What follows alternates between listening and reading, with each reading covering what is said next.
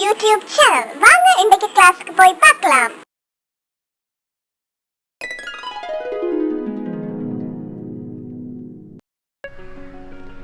அன்பான மாணவ செல்வங்களே, மீண்டும் ஒரு முறை உங்களை நான் சந்திப்பதில் பெருமகிழ்ச்சி அடைகிறேன். இன்று நாங்கள் கற்கப் போவது தரம் 2ற்கான தகவல் கிடைக்கும் வழிகள். இந்த பாடத்திலே முதலாவதாக நாங்கள் தொடர்பாடலுக்கு பயன்படுத்தும் வெவ்வேறு ஊடகங்களை இனங்காணல், தகவல்களை சரியாக பெற்று சரியாக வழங்குவதற்கு குரல் அங்க அசைவு இரண்டும் முக்கியம் என்பதையும், தொடர்பாடல் சார்ந்த தொழில்நுட்ப சாதனங்களை எவ்வாறு பயன்படுத்த வேண்டும் என்பது பற்றியும், தொடர்பாடல் சாதனங்களை கவனமாக கையாளாவிட்டால் ஏற்படும் தீங்குகளும், தொடர்பாடலின் போது நடந்து கொள்ளும் விதங்கள் பற்றியும் அறிய போகின்றோம்.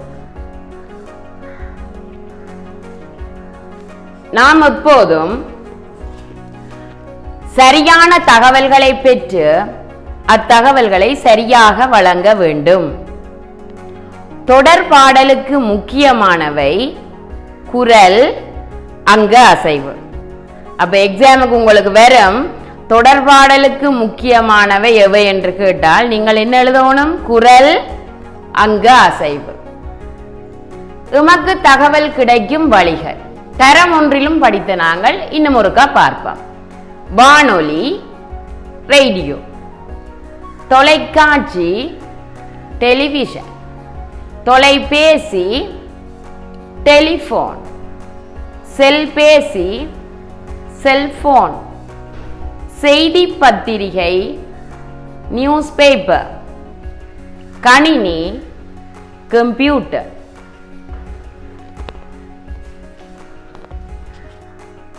இங்கே கவனிங்க பிள்ளைகள், உங்களோட வீட்டில் எல்லாட்ட வீட்லேயும் செல்ஃபோன் இருக்கு இல்ல? அந்த செல்ஃபோனை நாங்கள் எப்படி பயன்படுத்த வேணும் என்று தான் நாங்கள் இப்போ பார்க்க போகிறோம். செல்ஃபோன் சத்தம் வந்த உடனே நாங்கள் காணையில் எங்கே தேடி திரிவோம் என்ன? அப்போ அப்படி தேடி திரிய கூடாது.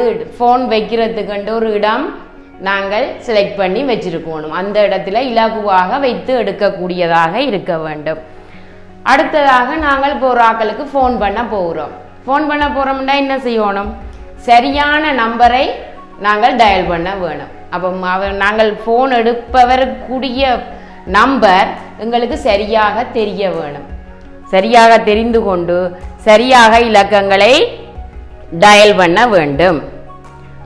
அடுத்தது அங்கே இருந்து ஹலோன்னு சொல்லுவினம் தானே, ஃபோன் அடித்த உடனே ஹலோன்னு சொன்னால் நாங்கள் முதல் எங்களை யார் என்று அவர்களுக்கு சொல்ல வேணும். சரிதானே? அடுத்ததாக நாங்கள் என்ன சொல்ல வந்திருக்கிறோம் என்ற விஷயத்தை சுருக்கமாகவும் விளக்கமாகவும் கூற வேண்டும். சரியா? அப்ப இதற்க நாங்கள் வடிவா பார்ப்போம்.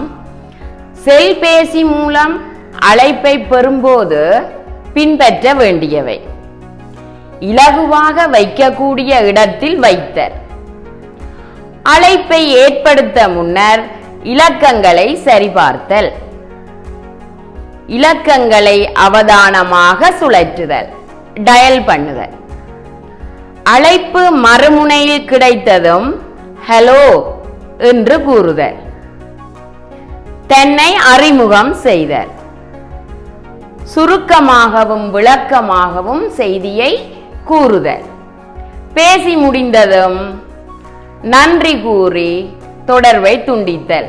எப்படி நாங்கள் போன் கதைச்சிட்டு வைக்கிற நாங்கள் தேங்க்யூ பாய் அப்படி சொல்லித்தான் போனை நாங்கள் வைக்க வேண்டும். இங்க பாருங்க பிள்ளைகள், தொடர்பு சாதனங்களை கவனமாக கையாள வேண்டும். மின்னல் வெட்டும் வேளைகளில் தொலைபேசியை பயன்படுத்துதல் கூடாது. தொலைக்காட்சி, வானொலி போன்றவற்றின் தொடர்பை துண்டித்து விடல் வேண்டும். இப்ப நீங்க எல்லாரும் கையில போன் வச்சிருக்க நீங்கள் தானே, அப்படி நாங்கள் மின்னல் வெட்டும் வேளையில தொலைபேசியை நாங்கள் பாவித்தோம் என்று சொல்லி சொன்னா என்ன நடக்கும்? காது கேட்காமல் போகும்.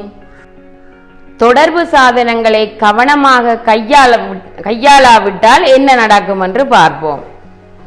மின்னல் வெட்டும் வேளைகளில் தொலைபேசியை பயன்படுத்துவதால் உயிராபத்துகள் ஏற்படலாம். காது கேட்காமல் போகலாம், அதான் செவிப்புலன் பாதிக்கப்படலாம். அத்துடன் தொலைபேசி செயலிழந்தும் போகும். மின்னல் வெட்டும் வேளையில தொலைக்காட்சி வானொலியின் தொடர்புகளை நாங்கள் துண்டிக்காது விட்டால் அவையும் செயலிழந்து போய்விடும். அத்தோடு நாங்கள் கணனி பாவிக்கிற நாங்கள் தானே இப்ப கூடுதலாக கம்ப்யூட்டர் அது பாவிக்கும் பொழுது சரியான முறையில நாங்கள் சரியான மெய்நிலையில இருக்க வேண்டும். கதிரையில் இருக்கும் பொழுது சரியான மெய்நிலையில் இருந்து கணனியை நாங்கள் பாவிக்க வேண்டும். சரிதானே? அடுத்தது நாங்கள் பார்க்க தொடர்பாடலின் போது மரியாதையாக நடந்து கொள்ளல்.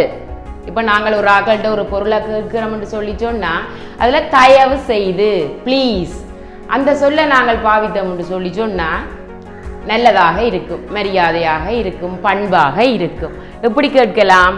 தயவு செய்து பென்சிலை தாருங்கள், தயவு செய்து அங்கு நில்லுங்கள், எனக்கு கொஞ்சம் தண்ணீர் தருவீர்களா? பண்பான வார்த்தைகளை நாங்கள் பாவிக்க வேண்டும் தொடர்பாடலின் பொழுது. அடுத்து குரலை மென்மையாக பயன்படுத்துதல் வேண்டும். என்ன அழுத்தி சொல்லாமலுக்கு மென்மையான குரல்ல சொல்ல வேண்டும். உரையாடும் போது மரியாதையான சொற்களை பயன்படுத்த வேண்டும், பண்பாக நடந்து கொள்ள வேண்டும். இங்க பாருங்க பிள்ளைகள், இங்க கவனியுங்கோ. இவ்வளவு நேரம் நாங்கள் என்ன படித்த நாங்கள் என்று ஒரு கமுகிட்டு பார்ப்போம். சரியா? செய்தி ஒன்றை சரியாக செவிமடுத்த பின்னரே மற்றவருக்கு பரிமாற வேண்டும். குரலும் அங்கு அசைவும் தொடர்பாடலின் போது அவசியமானவை. கண்சாடை மூலமும் முகபாவனை மூலமும் தகவல் ஒன்றை பரிமாற முடியும்.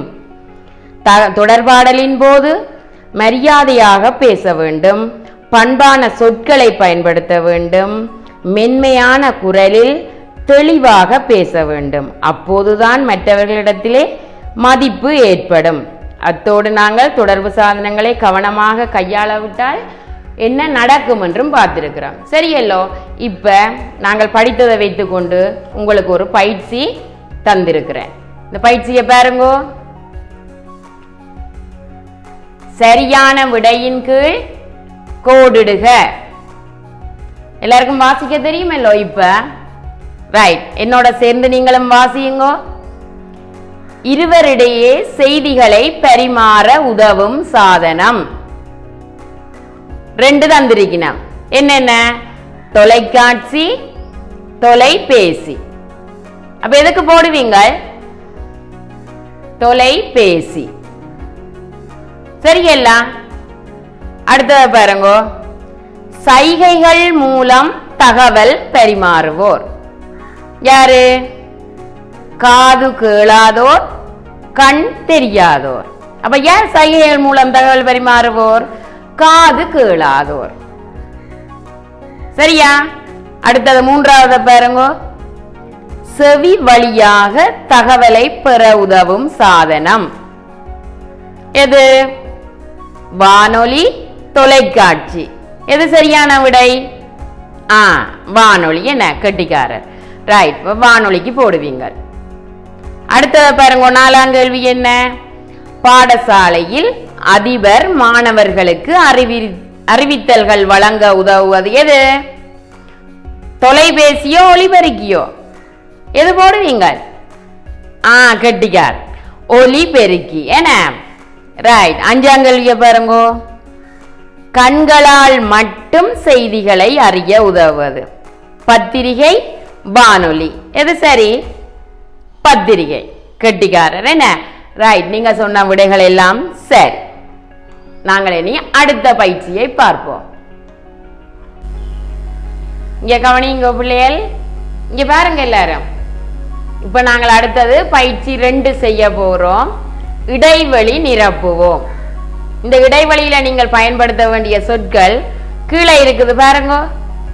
மின்னல், விரைவாக, மெய்நிலை, தொடர்பு சாதனங்கள், பண்பான.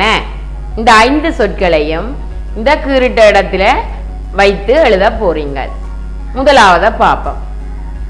தொலைபேசியில் பேசும்போது, அதாவது உரையாடும் போது எப்படியான வார்த்தைகளை பேச வேண்டும்? பண்பான. அப்ப என்னன்றதுல போடுவீங்க? பண்பான.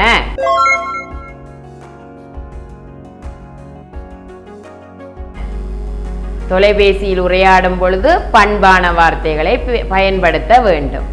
இரண்டாவது பாருங்கோ, தகவல்களை சரியாக பெறுவதற்கு டேஷ் உதவுகின்றன. என்னது? தொடர்பு சாதனங்கள்.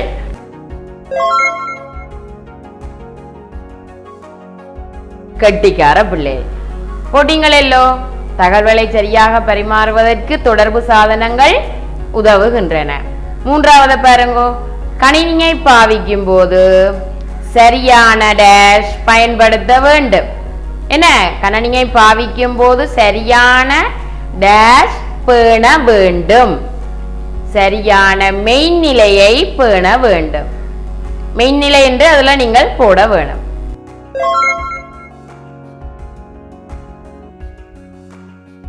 நான்காவது பாருங்கோ, டேஷ் வெட்டும் வேளைகளில் தொலைபேசியை பயன்படுத்த கூடாது. அப்ப என்ன போடலாம்? கெட்டிக்காரன் மின்னல். மின்னல் வெட்டும் வேளைகளில் தொலைபேசியை பயன்படுத்த கூடாது.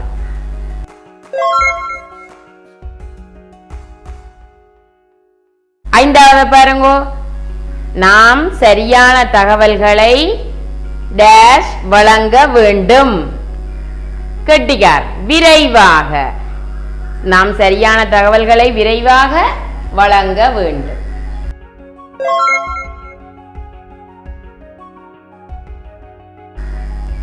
அஞ்சும் சரியன. இங்க பாருங்க பிள்ளைகள், அடுத்த பயிற்சியை பார்ப்போம். பயிற்சி 3.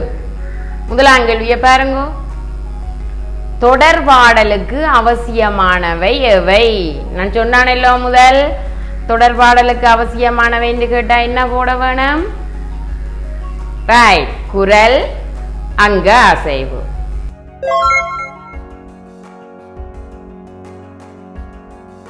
போட்டுட்டீங்களோ? கெட்டிக்கார். அடுத்ததை பார்ப்போம். இங்க கவனிங்க பிள்ளைகள், இங்க பாருங்க. அடுத்த 2ஆம் கேள்வி, செவி வழியாக தகவல் பெறும் சாதனங்கள். தெரியுமில்ல உங்களுக்கு? என்ன? ஒன்று வானொலி, அடுத்தது என்ன? தொலைபேசி. சரியல்லோ? கெட்டிக்கார்.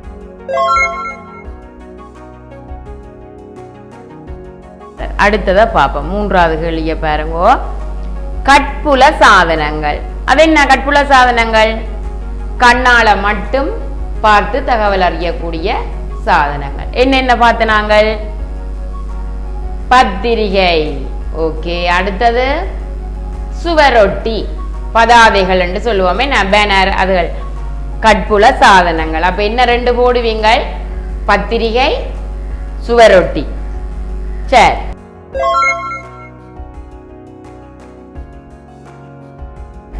அடுத்தது பாருங்க, 4ஆம் கேள்வி. கட்புல செவிப்புல சாதனங்கள். கண்ணாலும் பார்க்கக்கூடியது, காதாலையும் கேட்கக்கூடியது. என்ன? தொலைக்காட்சி, கணினி. ரைட். சரி. என்ன உங்களுக்கு? தொலைக்காட்சியும் கணினி.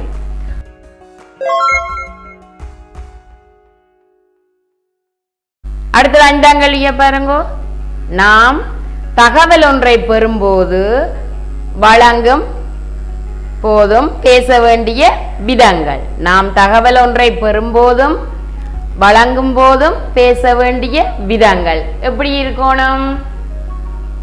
கெட்டிக்காரன். பண்பான குரல். அடுத்தது என்ன? மரியாதையான சொற்கள். கெட்டிக்காரர். பண்பான குரல், மரியாதையான சொற்கள்.